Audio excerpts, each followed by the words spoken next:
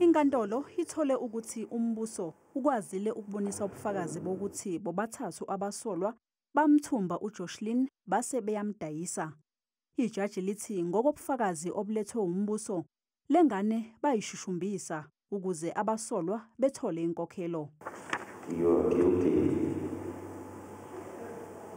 of a contravention of Section 4(1) of the Act, read with the other legislation. Umndeni usemukele isinqumo senkantolo. I'm feeling happy for the outcomes of Judge Erasmus. I'm feeling happy for the outcomes, but still missing Jocelyn.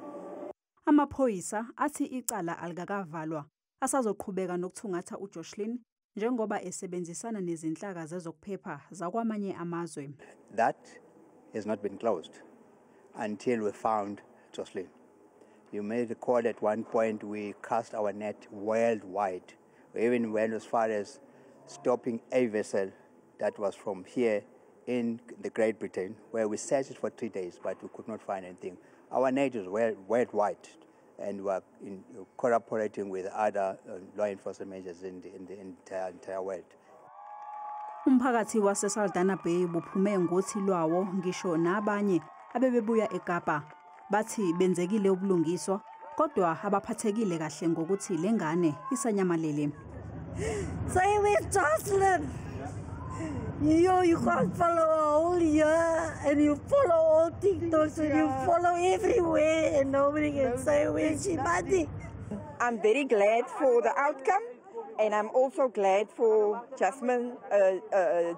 Judge Erasmus.